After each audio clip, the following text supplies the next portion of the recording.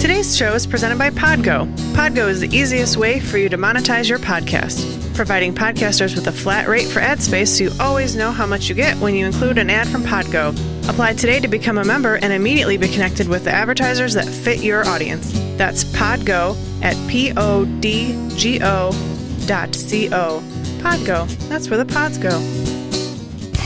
Hello and welcome to the Infectious Groove Podcast, part of the Odd Pods Media Network. Recorded at the 33 1/3 Music Appreciation Center in Speakeasy, located just outside of Detroit, Michigan.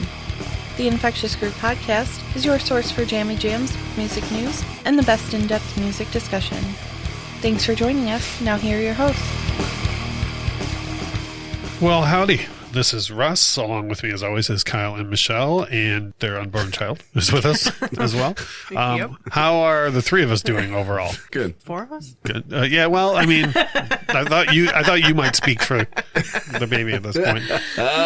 Good. We are the Infectious Groove Podcast crew, and this week our main topic is got the potential to be a doozy. We have decided that we're going to take on cancel culture versus art, and I think we're going to fix it. Like by the end of this episode, I think we hope so.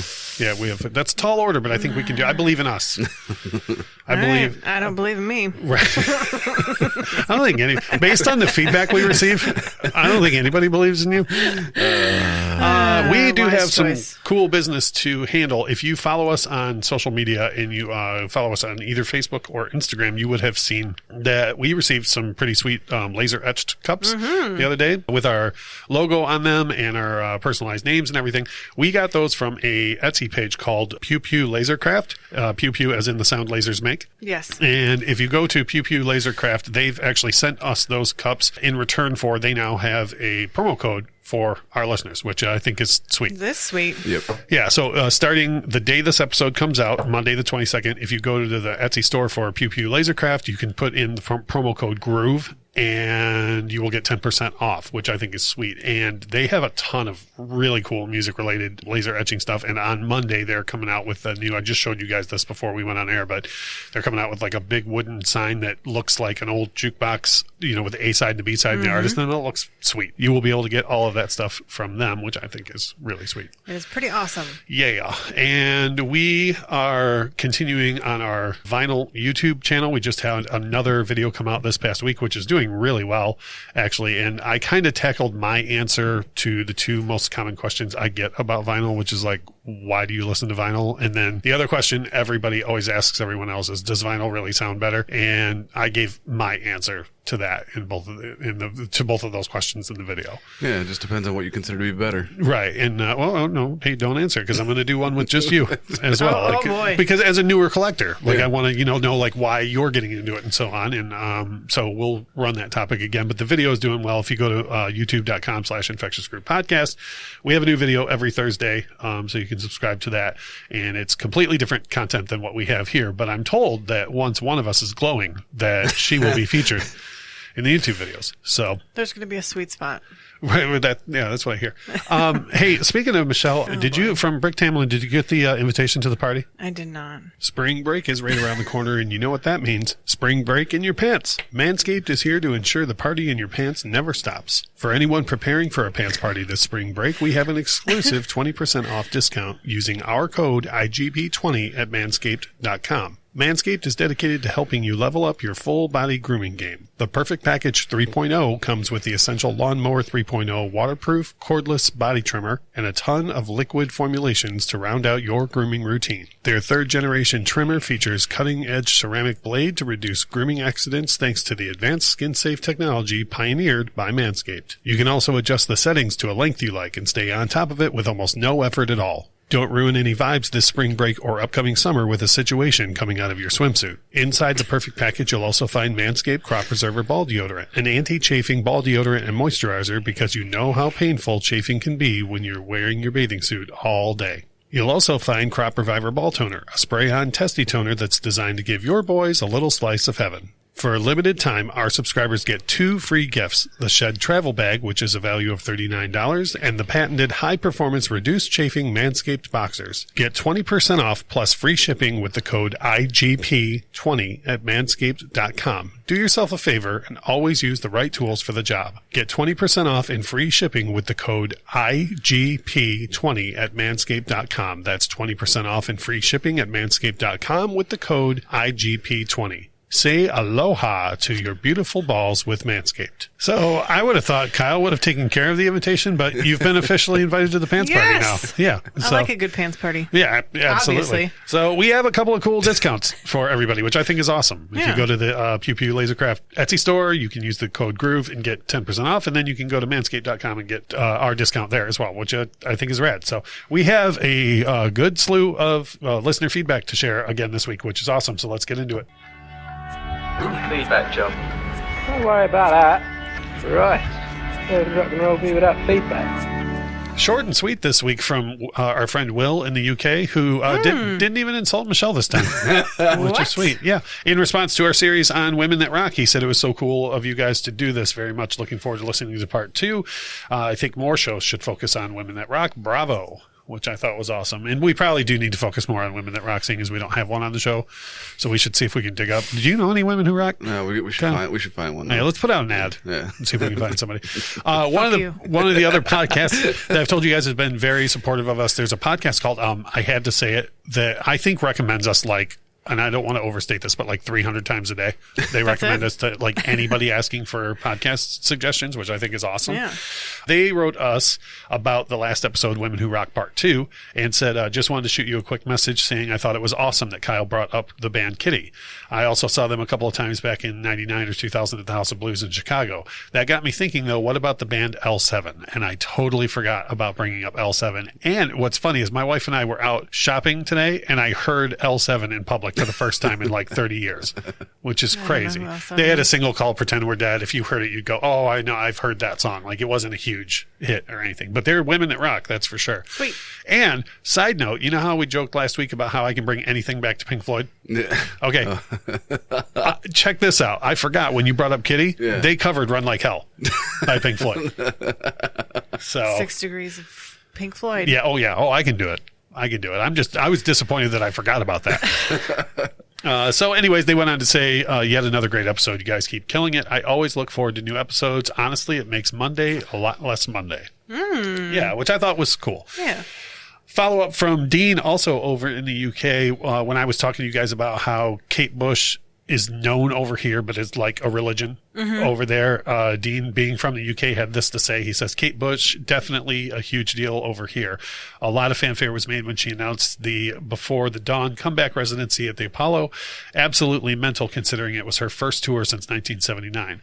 Chrissie Hynde would be another honorable mention. The Pretenders are just great. And we did have a listener last week mention the Pretenders, and I don't think we got around to talking about it. But yeah, absolutely. Our friend James Porter from over in California, IA, said, great episode. You all hit on my list and expanded on what I need to know more about. And James has a history of complaining about us making him buy too much music. So you're welcome. And a longtime listener, Garrett, also said, another great episode. And yes, Michelle does rock. What? Garrett goes on to say, one of the best laughs in podcasting as far as I'm concerned. Oh, and her content is fun as well. Laughing emoji.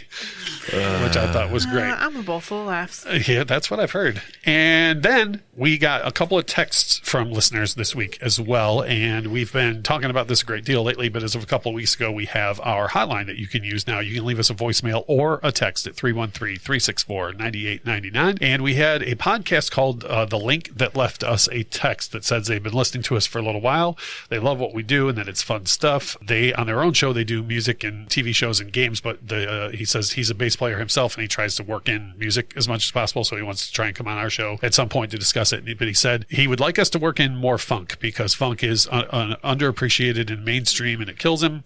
But either way, keep up the good work. And I identify as funk adjacent. Like I am funk removed, not on purpose. Yeah. And that's the thing. Like I need to. I'm also jazz adjacent. You know what I mean? Like I'm way far away from jazz. Oh yeah, I don't think you should listen to jazz at all. Like not like friend of the show Joe would be so mad. Yeah, you would go for like the playful relationship you have with the listeners now, where they're like, you know, like Michelle, like you just straight up. Do you want to know why I don't like jazz? Oh boy, because there's no rules. Is it Angela from the office? Why don't they just play it right? This next piece of feedback that we got answers a question that you had last week on the show, Me? Michelle. Yeah. Now before I ask a lot of questions. Before I say this, because it ends with a very humorous hashtag here, the band in question had a very famous album called "To Hell with the Devil." Okay, so and that will make sense to you in a minute. So Josh, a listener of ours, sent us a text that says, "Hey there, I think the band Michelle was referencing as a Christian band is Stryper." Yes, that's the one. So because last week when I went through like 30 bands and you just get no. Oh my God, that's the one. So I have to read the full text again. Hey there, I think Michelle may be referencing Stryper as her Christian band. Hashtag to hell with Michelle's opinions.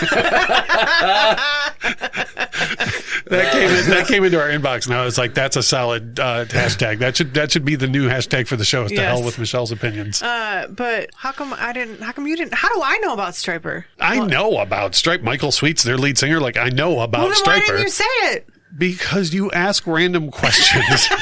And I don't have all of it in front of mind all the time.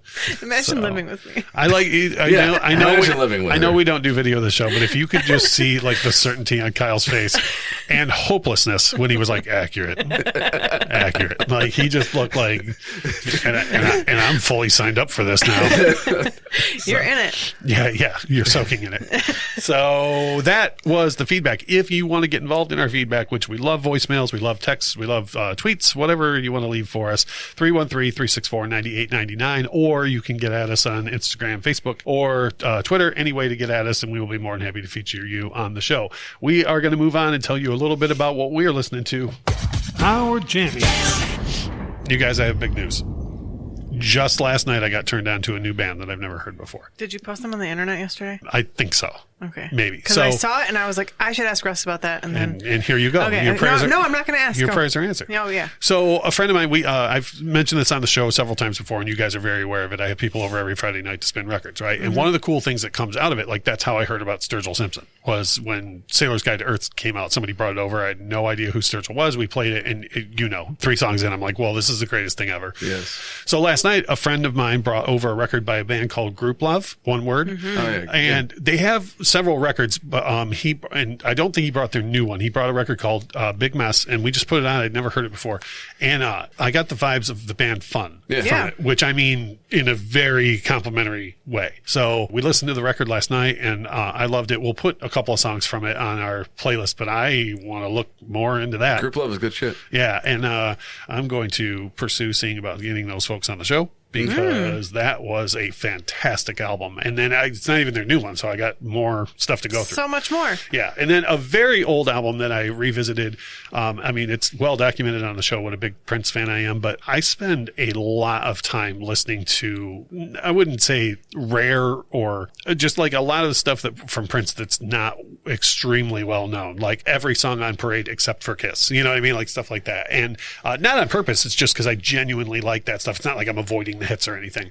But this week, I just had one of those things where you just come and you're like, I can't believe how good that record is with Purple Rain. Every single song on Purple Rain is a masterpiece in its own right.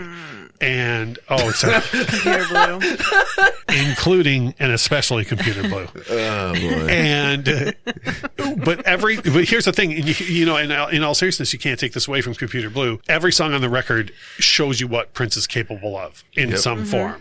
I mean, the record is just a masterpiece, and I know there's nobody listening right now that's what's that? Purple Rain? I've never heard of it, you know. But like for me, it was like just one of those moments where I haven't really listened to the record in a long time, and man, it's perfect. It's just a perfect album. So those are the two things that I've been listening to. Kyle, why don't you be a pal and tell us what your jammy jams are? I was flipping through Spotify. You know, I was telling you guys about how I usually try to figure out what's new, like when new stuff comes out on Fridays. And you go about it a better way than I did.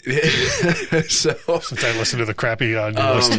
I was looking at Spotify, and all of a sudden I was like, started to feel weird, and I was like, man, I'm starting to think I might be coming down with something. Yeah. And I looked and I was like, oh my God, there's a new Justin Bieber album that just dropped.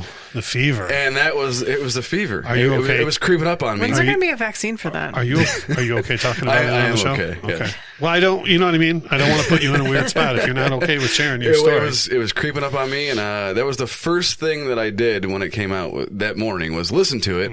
Well, you got the fever. Yes. And the only way to get rid of the fever was to listen away. Well, that's how they get you. Yes. And you know what? It's not... I like the last album better. There was a lot of, it's more like techno-y, like, I don't know. It's fine for what it is, but it was not a changes. Let me ask you this. Would you go back and listen to it a couple more times to see if it grows on you? Yes, I fully intend to. Okay. I've only listened to the entire thing once. Like, that new Kings of Leon, I filed that, and I don't believe it's ever coming out of... like, you know what I mean? And I'm not just trying to insult Kings of Leon. Like, that record, there was no reason for me to go back. So it's good, though, that if you didn't like the Bieber, though, that you're like...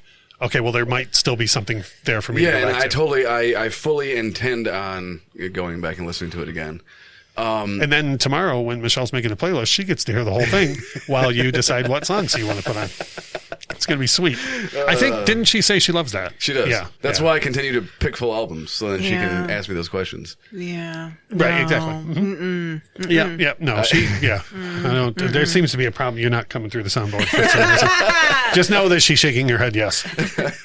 Vigorously. I also did happen upon, thanks to YouTube, a modern, newer, I don't know how long he's been out, but he makes like modern country music. Mm-hmm. I guess kind of like Sturgill Simpson, but he's like a modern day country artist, but his music sounds old. Mm-hmm. His name is Arlo McKinley. Okay. And I don't know why I haven't been listening to him. You ever come across stuff like that on either Spotify or YouTube and you look at the numbers and you're like, how does everyone else know about this but me? Yeah. And then he has a new album called Die Midwestern. Okay. And God damn, is it good stuff. Yes, it's really good. Oh, good. And that's another one Michelle will love because she loves the country. Yes. So perfect. Yeah, big country fan. And then to round it out, I had one particular song stuck in my head by a group that I haven't listened to in forever, but it's called Y'all Want a Single. And Korn. By Korn, yes. I just saw your Facebook post about that. Yes, and I don't know. I must have been in like a angry mood, and I was just. And that's different. I started to sing. You ain't lying. I started to sing that chorus in my head. Yeah. And I was like, I got to hear this song now. So on my entire way home on Friday, I listened to that over and over again. And, I just recently turned somebody onto because Korn's involved in it. The Class of '99 cover of Another Brick in the Wall, and they were like, "How have I never heard this?" And I was like, "How have you never heard this?" Yes, it's a fantastic cover. Oh man, I'm a sucker for anyone who wants to give the middle finger to a record label. Sure. So yeah, like you're the hype man. You're like like right behind him. As always, Kyle bringing the diversity and the new stuff, and I did not know that there was. I feel bad that you had the fever, and I didn't even know. So I'll make that up to you. I'm still recovering. Well, I mean, it's a lifelong process. He's been in bed all day with him. Yeah, with the beaver fever. Yeah, it's unfortunate. We do have a Patreon if you want to help with Kyle's beaver fever medical bills. If you're new to the show and you don't know what the wonder of Michelle is, and you heard the feedback and said, "Well, who is this? Who is this angelic creature?" You're about to find out. Michelle is about to improve your life. Michelle, what are your Jamie Jams? I only have 2 this week. I've been the last couple weeks, but they're not podcasts, and it's not a book that I read, so it's actually music. We're onto something. And we're a step in the right direction. All right. The first one is which Muppet album? Those are none of my Jammy Jams. You asked what I listened to when I was a kid. I'm kidding. Go on. Can't help it that it was sweet. And right. Yeah. Mickey Unwrapped. I mean, yeah. Have you actually listened to it? Go on. Like, you want me to sing it for you? Yes. What are your Jammy Jams, Michelle? The Lombello put out another single. Did you get a chance to listen to it? I didn't hear it yet. No. It was on my. It was new releases. Yes, it was. I think our new releases are the same. No. Duffel. We live in 2 very different worlds. I played something from my new releases today, and it followed up with a different song, and he was like, why is this on your new releases that's on my new releases? And I was like, I don't know, because it's the same. There might be some crossover. I'm already worried about next year's Spotify Wrapped episode. Scott got so offended by this year's one. Oh, man. Plus, I've been using Spotify more, so my numbers are going to skyrocket. Oh, boy. So, the new Lombello, I know you loved the first single. I loved the first single more than I liked the second one, but I still really like like the second one. Okay. But you haven't listened to it yet? No, I have not. I did listen to the first single, and Yeah. I haven't listened, but I'll listen to it tomorrow after I'm done editing and so on. It's different than the first one. Okay. So, well, that's good. And what else you got? and then the second one is by, did you know who Serena Ryder is? Kyle didn't know. Yeah. So, she has a new I haven't single. heard from her in a minute, but yeah. Yeah. Well, it's not, I always say it's a new single. It's under my new releases, but I don't actually know how new it is. Right. But it's called Differently, and it's dig pretty it? great. It's she writes a song about raising kids differently than she was raised, and Yeah. it's just. Which is, break the cycle. That's hard to do. Yeah, pretty much. But I really do like her voice, and I always forget about her. She's one of those people that, like, when it comes on the radio, I'm like, oh, man, I should really look up more of her stuff. And then it came up on my thing, and I've been listening to more of her stuff this week. Right.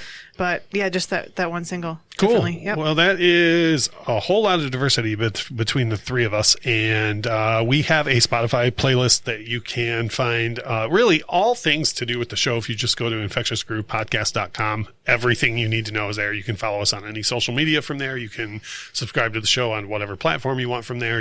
There's a link to our Spotify playlist. And every Sunday, Michelle goes through the hardship of clicking buttons on her phone to put together a playlist. So every time we talk about artists, we talk about songs or our jammy jams or whatever, every Sunday that playlist converts over so that if you listen to the episode, you don't have to go look up any of these songs or anything. You can just go right to our playlist on Spotify. And then if you're not on Spotify, you can still go to infectiousgroovepodcast.com, and there's a blog post that mirrors Michelle's playlist. So it has everything for every single episode.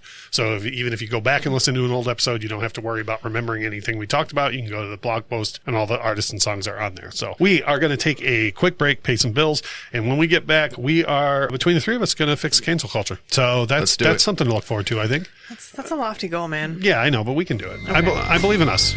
So we will be back in just a minute to fix cancel culture. You are listening to the Infectious Groove Podcast on the Oddpods Media Network. We will be right back.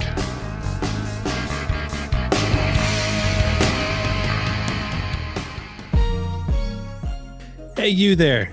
We've got a question for you. Are you tired of clickbait stories and the loudest voices driving discussions in culture and entertainment? If so, I'm Dylan. I'm Kendall. And I'm Corey. And we host the podcast From the Middle. We're middle-class guys living in the middle of America, in the middle chapters of our lives with points of view somewhere in the middle.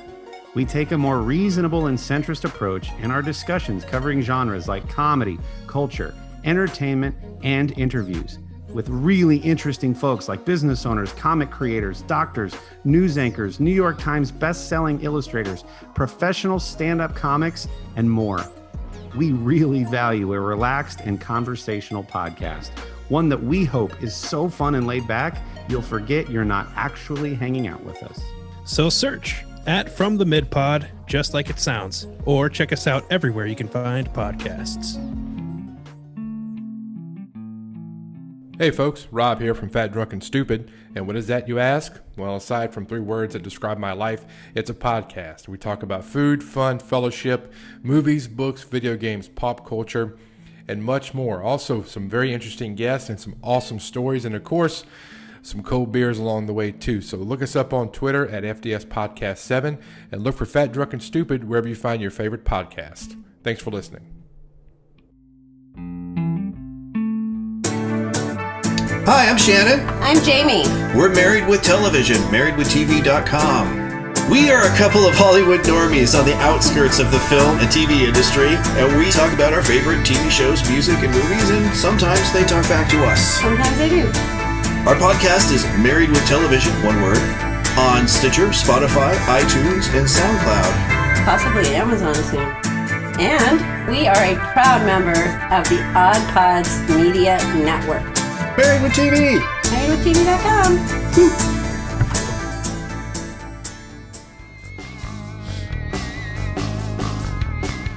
We are back, and if you're new to the show, this is how we do things. We have the setup for the beginning of the show. We always share the feedback, and then we share what we're listening to, a little bit about some of the discounts and stuff you can get by listening to us. And then we always have a main topic. Sometimes it's a album review. Sometimes it's opinion pieces. Sometimes it's reflections on like big, huge events in music history.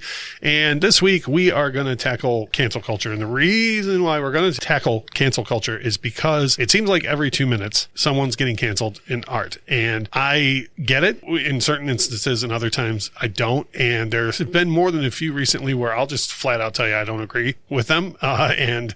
So we kind of all were raring to go on this topic, I think, for a little while. So the first thing that I notice when I see these things like, and we'll just address the elephant in the room. One of the reasons why this came about is the situation with Eminem and the song Love the Way You Lie, where all of a sudden everyone has just decided that Eminem needs to be canceled over this one song in particular. It's not even that bad. Well, it's not even, it's funny that you use that phrase, because when you say like that bad, it makes it sound like it is bad. And I don't even think that song is bad. And we'll get into why I don't think that it is, because there's a lot of different reasons. But let's just, from a 30,000 foot view, let's look at it this way. Like, and we'll start with you, Michelle. What do you think about that? The whole idea of artists being canceled for like past mistakes or past lyrics, like all of a sudden something coming up and an artist just getting canceled. I mean, it just depends on situational stuff. Like, do I think that the Dire Straits should be canceled for using the bad F word? No. Right. Like, I just feel like that's how it was. It's right. But if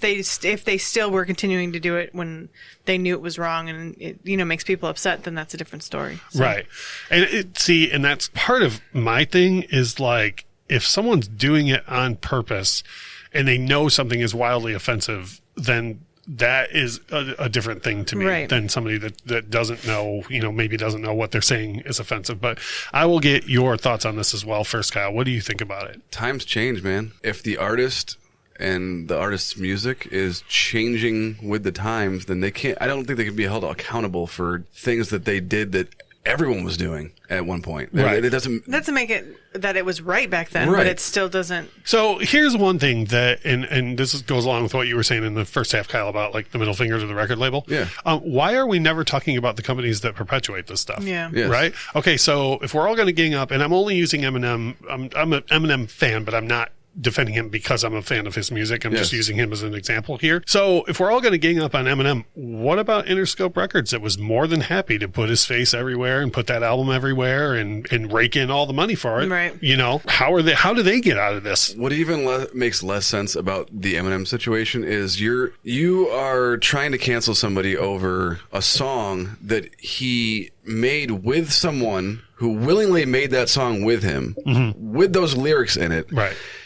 And then we completely leave out the fact that Chris Brown actually in real life beat the living shit out of Rihanna. And he has a new single on the radio right now with Jack Harlow. Those are some of the most disturbing pictures. And no one says shit about Chris Brown anymore. That situation that occurred between Rihanna and Chris Brown is one of those things where I truly, if I could unsee those pictures, I would, because so people can detach themselves from what really happened to a person and then attach themselves to something that is a fantasy, a lyric in a song. Right. And I'm glad you brought that up, because one thing too is I think specific to music artists, a lot of times their lyrics can be therapeutic, not only for them, but for us as well, right? Okay, so, and again, I'll take this right back to Eminem. So you have something like, I forget the name of the song, but it's on the Marshall Mathers LP, where he says, I just put the lyrics in the song, I didn't know if you'd do it or not, because they were talking about, he's referencing like parents that just blame artists.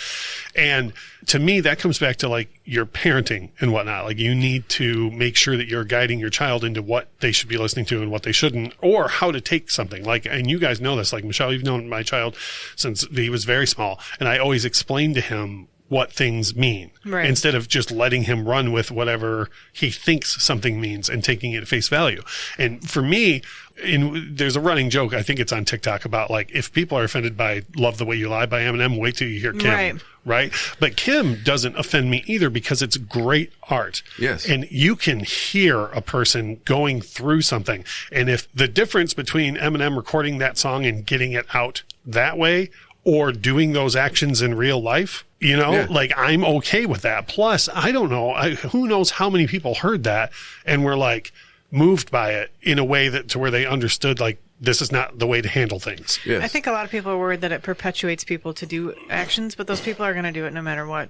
See, that's how I feel. But I feel like as a society, people are always looking for somewhere to pin the blame. Yeah, there has to be a scapegoat in every situation. Yeah. And a lot of times it falls on musicians and the music that they make. Yeah, absolutely. And, and we see it more and more in other media as well. But with music, it just seems like it's super easy to just go. And it's funny that you pointed out the Dire Straits example, because I always forget about that. And most people probably don't even know that exists, but very popular song, Money for Nothing. There is a very different version of that song that's on the album. I feel like I've heard it on the radio. Well, for a long time, yeah, it was played on the radio, but it hasn't been in quite some time. And very offensive, transphobic language in there, but it was recorded at a time where that's not how that word was used. Right. And I told you guys this off air, but that word is still widely used in rap music all the time. Yeah. All the time. And no one says anything about it. Then it never comes up. And to me, the big thing with this is I don't think, with cancel culture, I don't think we're ever allowing people to learn from their mistakes. Yes. Okay. And we talked about this off air at least a week ago, but with the situation that came up with the Mumford & Sons, everybody on the internet's been saying the banjo player, but I don't know what he actually does in the band, where he liked a certain book and praised it on social media, and now everybody wants to hate on him for that. We may lose listeners over this. I think it's totally fine for people to like whatever art that they want to like. I don't have to agree with it at all. And I don't like that guy from Mumford & Sons he's not going to be able to get a job at Starbucks for the rest of his life. Yeah. So why can't he like whatever he wants to like? Right.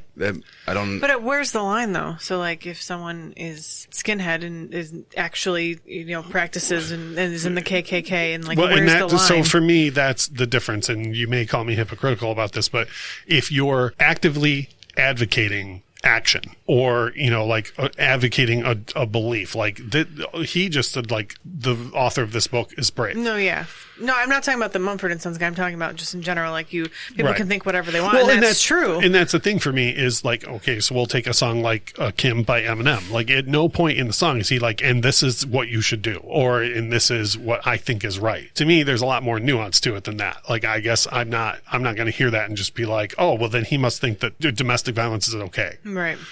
Well, go ahead, Kyle. I don't know where the line is or should be, or it makes no sense, because part of creating art is being able to create whatever you want. That's part of art, right? This shit constantly happening it's bad for art in general. Well, no, I couldn't agree more. And like someone should be able to. It's a song. It's not. Nothing's actually happening. It is literally. Right. Lyrics on a piece of to paper. Michelle's point, though, for me personally, now this is just me personally, if Kim by Eminem was like, and you should never respect, then that to me is the line. Right. So what do you guys think about, let's talk about this. What do you think about artists? Should artists be allowed to learn and grow from their mistakes? Or if somebody does something bad because they're on that pedestal and it can affect so many people, are they just done? How do you feel about that? You have to be able to learn and grow from your mistakes. That's what we teach our kids from when they're babies. As you learn, you grow, and you make mistakes, and you grow from the mistakes you make. Right. And, see, that's how I feel. And everyone should be held to that standard of being able to make mistakes. You say something stupid, you do something stupid, and you learn from it, and you don't do it again. For me personally, I think, because the argument is, well, that person's on a pedestal and they have all this influence, and if they do that, the kids, like all these kids might see it. To me, that can be a part of the listener's growth as well. Like you can see someone make a mistake or whatever and go, oh, wow, that guy's a better guy now, or, or a better woman or whatever. And then the example that comes to my mind is John Mayer, because now all of a sudden he's back in hot water for the remarks he made in Playboy, I think a decade ago. At least, I feel like. Now, one thing I want to say real quick is I've heard this argument of, oh, well, that was 5 years ago. Oh, that was 10 years ago. To me, there's not really a time limit on it, because if you learn from it, if you start learning from a mistake like that a week later, great. If you start learning from it, a couple years later, to me, it's the repetitiveness of it. Like if it continues. Okay, so now I'm not the world's biggest John Mayer fan, especially not of him as a person. Like I just don't like his personality.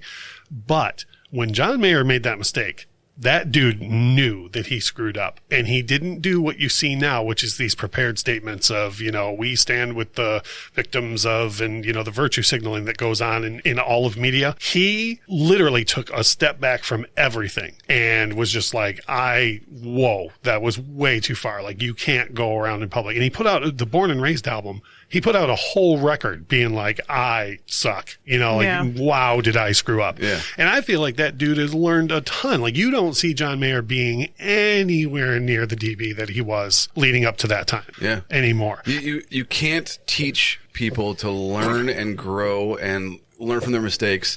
And then as they get older, they do something dumb and learn and don't do it again, and then you keep going back to the time where they screwed up. Right. That'll make people worse. Yes. You know what I mean? Like, that's how you're going to end up with somebody who's extreme, because they are just all of a sudden have decided that like nothing they're going to do is going to right it. Like, for me personally, like, I would totally use John Mayer as here now today as an example for my son. Like, I would be like, look, this guy screwed up real bad, and here's what he did to right some of those wrongs, and now look, he's like a better person, right? I also think that he did it in the right way. It wasn't just like, I'm going to donate a whole bunch of money to a charity and be like, look, it's all better now. Right, and it means more than a 140 character tweet. Right. I stand with the victims of or whatever, and and hashtag this. And whatever PR firm made up for him to say. Ooh, yeah. So for me, I think it's crucial that we allow artists to learn and grow. Yes. You have to. You cannot continue to go back and be like, in an interview that John Mayer does now, no one should be going back and be like, yeah, but remember when you said this? No, he stopped. Do you know how much stupid shit I said 10 years ago? Yeah. Right. Do you know how much stupid shit you said 10 days ago? But you learn and grow. And well, I mean, the royal you, not Michelle. But to me, that's crucial that we use that as an example. And conversely too, like, if somebody keeps pushing the button, and they shouldn't use that as, okay, this guy is bad, this is a bad guy, or a bad girl or whatever, and they shouldn't be looked up to as an example. But I think a lot of it comes back to the parenting. Here's where things might get a little sticky. Sticky or stinky? Sticky. Well, or stinky.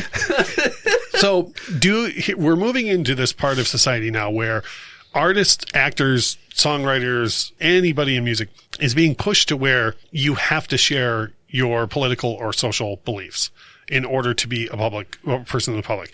Let's ask this in a couple of layers here. Michelle, do you think that artists should have to say what their political beliefs or social beliefs are? Okay, you don't. No. Okay, you have a wildly differing opinion from everyone else on social media, outside of me. And we'll get to Kyle in a second. But social media now dictates that if you're a person in the public, you absolutely have to tell everybody what your beliefs are, socially and politically, or you don't get to be in the public. No, I think that you don't have to say anything, but then if you do, you have to be prepared for and we'll get that's kind of the second half. We'll get to that too. But now, how do you feel about it, Kyle? Like, if you're in the public, I'm not talking about whether or not the artist wants to. Just do you think they have to? I think that goes back to when celebrities complain about not being able to go do normal stuff. Right. They're like, well, that's what you asked for. Yeah. So it's kind of the same thing. And now people just assume that because they're on the forefront of things that they should be saying something. Right. I don't agree. If you want to say something and be prepared for what's going to happen. And if you don't, then don't. Here's my thing. I'm all for, if an artist has a platform, but when I say artist, music, actor, whatever, if an artist has a platform and they want to speak their beliefs, tear it up. But like Michelle said, you got to deal with whatever comes with that. Yep. Okay. Whether or not you're on whoever's side. But I feel like the notion that artists have to share that plays into it's the very start of not only do you have to share that, but then you also have to agree with the majority. Because if you don't, then you're going to get canceled anyway. Yeah, for sure. That's what I'm saying. And I just don't. I think that's so dangerous. It is dangerous. I mean, you have to. It doesn't matter who you are, celebrity or not. You're entitled to your opinion. And that's the thing. Because it's different than everybody else, it doesn't mean anything. With this cancel culture, though, we're going to a point where no, you're not entitled to your opinion anymore. That's part of the problem. Even this, like, I'll tell you guys right now, like, I'm more than a little bit scared about people hearing this and being like, "How dare you guys say people are entitled?" Like, how dare you defend Eminem? Well, I'll defend Eminem because it's art. And I think anybody hearing that song now, I bet most people leading this cancel mob toward Eminem don't even realize that Rihanna's singing the chorus on that song. Yeah. And have no idea what happened to Rihanna. Oh, for sure. And I would assume Rihanna is a smart enough woman to know the rest of the lyrics on that song. Yes. And knows that it is a therapeutic thing that, is being done in art instead of acted out in real life. There's a very large... I'm assuming that she heard the song before it was released to the public.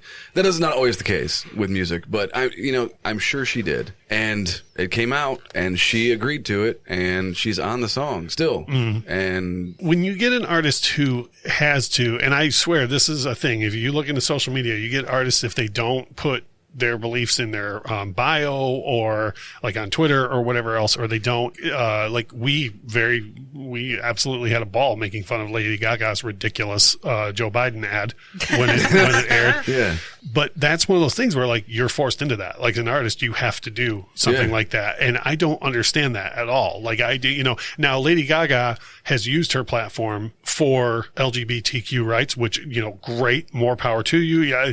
It's like, I don't think there's anybody on, Michael Che has a bit in his stand up about, how he talks about human rights, where he's like, did you know that there's a thing where you can be like, I think everybody should have equal rights. And there's a whole faction of people that are like, nah, son, I disagree. Yeah. So I love that she does that, but like she also doesn't have, I don't care who she voted for president. I'm not going to vote for one person or another because somebody who writes songs that I like told me to. That's just me. Now, I see Michelle pre-rolling her eyes, so you seem like you have a thought lined up on this. So. There was no thoughts behind those eyes. So as the host of the show, I should know that. I should know that. I feel like I should know that. I just think that if people use it and they're very outspoken on their platforms, but then they don't always follow up or follow through, and then they get canceled, and then they kind of shy away from what was going on. But if you were in it, like you're in it, that was just all I was thinking. What do you mean if you're in it, you're in it? Like if somebody gets canceled, somebody gets canceled for some reason or another for their beliefs, like, and that's what you actually believe. Like, I don't think that you should go and change what you believe because everyone says that you're wrong, unless it's, right. But that's the thing, though, is in society right now, like if you don't go along with the greater majority, then you're going to get canceled. And it's like, well, there's got to be room for people to think differently. Yeah. Well, people tried this with Kanye West when all the stuff with Trump when he was meeting with Trump and he was wearing the Make America Great hat and all. And like, if he agrees with what Trump says or what Trump does, then that's great. It's his business. For him, that's great for him. Who gives a shit? Yep. It has nothing to do with anybody. And the second he puts it on the internet, it's just... But he still has the right to do that. He does have the right, but he also has to accept if you put something out there that's opinionated, you have to know that other people aren't going to agree with you. You can't just be like, I'm not going to, all these guys need to F off because they don't agree with me. Like that just comes with the territory. That's what one of my favorite things about Kanye West is people always blame it on mental illness, right? But he literally doesn't give a fuck what anyone thinks. So he did put those pictures on the internet, and he was like, "Fuck you!" Like, for sure, and like it is what it is. Cool. And I met with Trump, and whatever. I'm gonna run for president. Yeah, and the list goes on. But like he did that, and he stood up for what he did. Yeah. So I think I know what your two answers is going to be to this, but I'm going to ask it anyways as kind of a way to round this discussion out. Is can you disagree with an artist's personal beliefs and still enjoy their music? For me, it's a resounding yes, and I'll get into why when you're done playing with your hair, Michelle. If you want to give us an answer on that. Wait. Are you glowing? Or is this a moment where you're glowing? Well, you know what? Let's put it directly in your yard. So the guy from Mumford & Sons. But it depends on what it is, man. I'm giving you an exact example. But what is it? What is what? What? What is the political thing? What is his opinion that... He liked a book that... that guy. I thought you meant like Mumford. Like, what if he did something like fictional? Not Marcus Mumford. I made it very clear that I was talking about a very real world situation. The thing was, Kyle and I were listening and you were playing with your hair. So, go ahead. What? So, now, do you have an issue now listening? No. Okay, what about the next Mumford record? No, I know. Okay, so it doesn't change how you feel about the music you already have, and you would buy their next record. Yes. Okay. But I'm the same way. But a lot of people have the whole internet has decided that we can't have Mumford & Sons anymore over this. They're wrong, but... Then again, the whole internet decided they're like the most hated band ever or whatever. Fourth most hated band. Mumford had a rough march. Yeah, but like if someone that I like to listen to came out and was like, nah, I'm going to just use the N-word even though I'm white, and it's like, that's just how I grew up, and I'm going to defend this, and I'm going to continue to do it, then like, yes, I'm not going to support that person, because that is just not right. Mm-hmm. But I don't... Well, it's like, against your personal beliefs. I don't think that it's a belief that the N-word is wrong for white people. I'm not saying that. I'm saying in general, if somebody did something that was against your personal beliefs. To perpetuate hate or something, then yes, Okay. I would actively... But I was just trying to use an example, but like, just because the guy from Mumford liked a book that is controversial, Right. like I don't, that doesn't affect my life. But Right. when you start to perpetuate hate and like are actively doing things that are wrong, like no matter what side you're on, Right. like, that's a wrong thing to do, then yes, I don't agree. And one of the things like Ted Nugent, he's super guns guy and whatever else, but Ted Nugent is a huge backer of responsible gun use and like hunting and whatnot. So I don't have a horse in that race, but like I've never been like, oh, I'm not going to listen to Free for All or Stranglehold because of Nugent's stance on guns, know. But there are a lot of people though that are just like, nope, I'm done. He with also Nugent. stands for what he believes in and doesn't back down to anybody.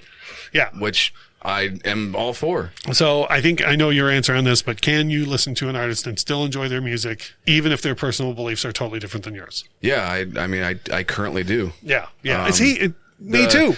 The greatest example my mind is so wondrous that I can deal with that. The greatest example I can give you is someone who was recently canceled, and they've been trying to cancel him for a long time, but he's been recently canceled again for recanceled. Yeah, he's been recanceled. That's a new hashtag, recanceled trademark. Which is Marilyn Manson. Yeah, and he makes damn good rock music, and I'm not going to stop. That's not an opinion though.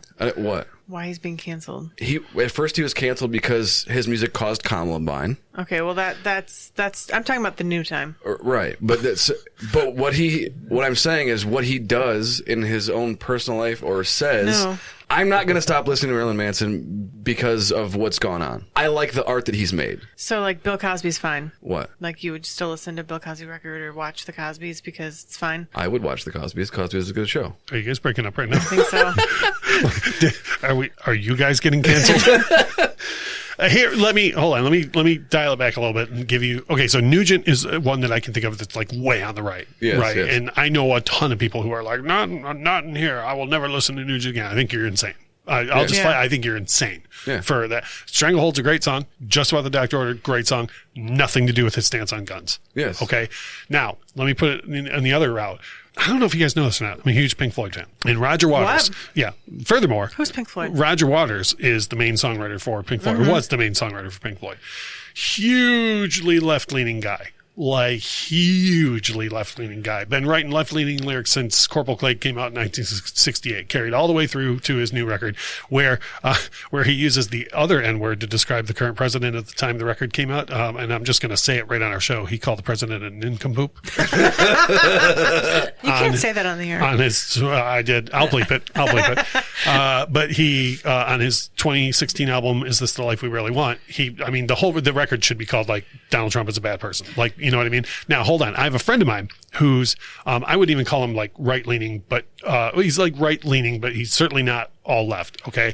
And this cat went with me to see Roger Waters. And I mean, there's like slander about the president all over the stage. Roger was reworking old Floyd songs from like the 70s to be like, and also Donald Trump sucks, And my buddy though sat there and was able to enjoy the show. Like he wasn't just like, oh, it's the worst thing ever. How dare he? And that's my guy and MAGA and whatever. Like he was just like, I'm enjoying this music. The guy presenting it feels a certain way.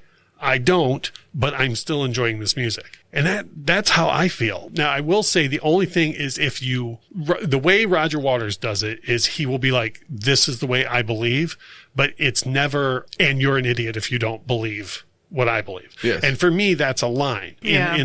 Like we referenced the Chicks last week, right? And Not Ready to Make Nice, right?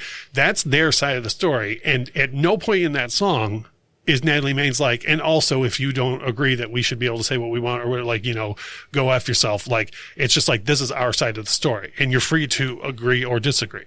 So that's my thing. Like with Marilyn Manson, and I look at this, I'm going to tie it all together. With Marilyn Manson, at no point in his art is he espousing those things. Yes. Okay. Now, if he was, or if he, like, well, I guess it remains to be seen. Let's see what happens on the next record. But that's true. if he comes out and is like, and I can do what I want, and I can do what I want includes what he's accused of. Now, I want to be clear. The only reason why I skate the line on that is because we don't know. For him specifically, it's as like innocent until proven guilty sort of thing. And to some extent, I believe in the where there's smoke, there's fire. Yeah. But on the other hand, I find Michael Jackson to be a 100% innocent person, and there's never been more smoke and less fire. Yeah, and what Marilyn Manson came out and said when all of this stuff started happening again was, this has been going on forever. As people like with Columbine, and then so he collects Nazi memorabilia as like a part of history. But now, if you read about that, they're calling him a Nazi sympathizer. Right. That's not the same thing. Yeah. Well, you know, back when I grew up, we used to have these things called, and I don't know if you guys have heard of these, but we used to have these things called experts. And experts were the people that were allowed to speak on things. Yes. And they wouldn't just get a guy from Twitter to go on the news and be like, I saw a tweet once about Nazi. And then on the bottom of the screen says Marilyn Manson expert. Yes. You know? Yeah. And I think a lot of the misinformation that comes about. It feeds the entire thing. I just referenced Michael Jackson, and Michael Jackson used to very famously say the line, a lie gets halfway around the world before the truth gets its shoes on. And Michael Jackson also very famously said, facts don't lie, people do. And, you know, with that guy, the whole world indicted him in the court of public opinion twice, 3 times over. Yep. And the whole time he was just like, okay, but there's the facts though. I mean, don't let that get in the way. You know, so the thing with Manson is, I don't know. But if he was to come out in his music and be like, I can do what I want and whatever, that to me would lean me a little bit of the way of, oh, well, maybe he does think he can just get away with whatever he wants, you know. But again, that's me personally. Yeah. I don't think that means that he shouldn't be allowed to make art. And like, if you make art, and you say what you believe, if people agree with you, they can consume it. And if they don't, then they don't have to. No, since we were already talking about Nazis, there's already... Let's let that be the first and last time that sentence is said on the show. There is a whole slew of like the dark corner of the music industry where there's bands that just make alt-right, in every white industry. Supremacy music. In every industry. And those only exist because the people who want to listen to it are listening to it. Right. They still, you can go look it up right now on the internet. There still are the successful underground bands that just exist because the people who they're trying to get listened to them are listening to them, and no one else is paying them any mind. Right. And they're creating the art that they want to create, and the people that they're creating it for are consuming it. Right.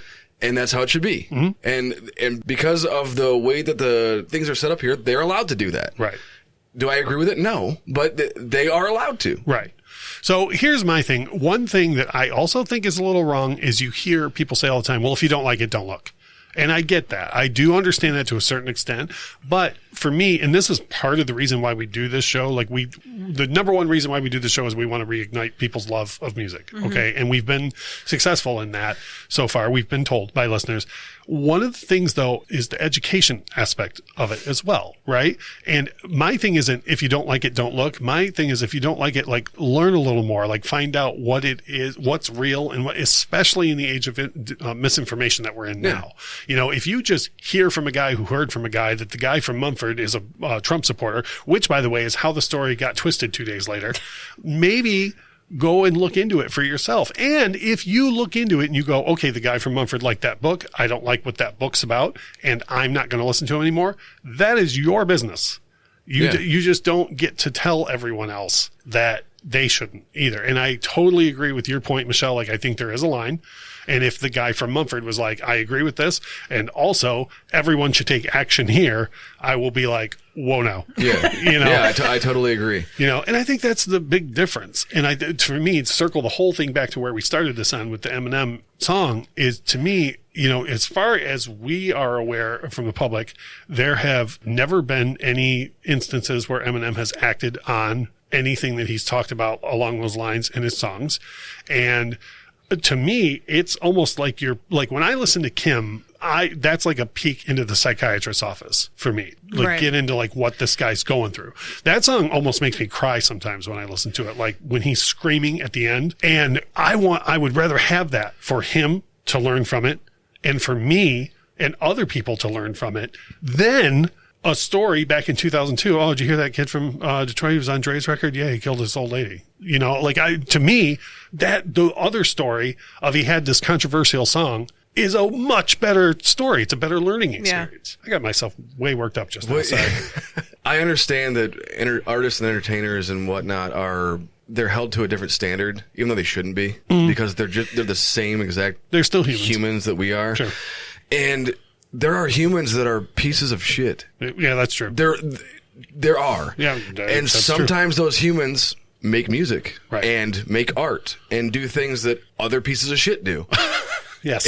And that doesn't mean that... You eat pieces of shit? I can't let it go without saying that line. They're just people, just like everybody else is. And there's going to be bad eggs and good eggs, and it just makes no sense. And that's the thing. I think there's nuance to things. And nuance is so lost right now in society. And, I think people need to educate themselves a little bit more on things. So, Michelle, do you have any closing parting thoughts on this to share with everybody? No. But, and I jokingly said at the beginning of this episode, we're going to fix cancel culture. But I really think cancel culture could be fixed if we all just tried to understand a little more about everything. Like just really try and see where people are coming from. Even someone that might espouse hate or action, like see where they're coming from and see how you can help change that. There's a reason why people behave the way that they behave and say the things that they say. Right. Yeah. So if you try to dig in and figure out why, then that's the easiest way to try to figure out what the issue is. Exactly. And one of my favorite things is that it never gets talked about, but when the opposite happens, when someone is trying to cancel somebody else, like with Morgan Wallen, he sold more records in the last 2 months than he has in his entire career, because they tried to cancel him. Yeah. So where does that fit in? It goes the complete opposite of what they're trying to make happen. Right. Which is not usually the case, but it does happen. Yeah. So, and that's a perfect example. One thing I want to leave this episode off on is, if this is your first time listening to us, it's usually not this heavy. I felt like this was important. I think we would be remiss if we don't talk about it. I think for those usual listeners to the show, please make sure you send us your feedback on this. We want to hear. Don't cancel us. If you're going to, tell us why. At least. So send us a text or voicemail at 313-364-9899. If we get enough voicemails and stuff, we can do a whole other episode on this as far as I'm concerned, just having an open discussion about it. But if all goes according to plan, we are going to go back to a really fun topic next week, and we're going to do something that was asked of us to do, and we said we'd start sprinkling them in. We're going to do album reviews. The first album review was brought to us by Michelle, and we did Cosmos Factory by Creedence Clearwater Revival. So if you haven't heard that one, it's a couple episodes ago. Go check that out. I don't know what it's going to be yet. It's going to be a surprise, but Kyle is going to pick an album for us to review next week. And as you can hear, Michelle's overjoyed by it. TBD. Yeah, and I think we should do a couple of those in a row because those have been fun. The album review episodes, because we kind of did the tournament, which was kind of reviews in a way, and then we did the first full review. So those have been kind of fun. So by all means, please make sure to leave us your feedback. I hope we get a lot of feedback on this episode because I really want to know what other people think that aren't just off in the internet abyss. Yeah, imagine that, asking for other people's opinions instead of just saying that your own is correct and that's it. Now, wait, what? I did not ask for anybody's opinions. I didn't think that was going to go over well. Like we say about this time, without music, life would be a mistake. Bye. The Infectious Groove podcast is hosted by Russ Robinson, Kyle Wimple, and Michelle Koselecki. Produced and edited by Russ Robinson. Intro and outro music composed by Chris Kimmel. Opening credits read by Stacey Robinson. Recorded with a Rode Podcaster Pro and Rode Pod mics.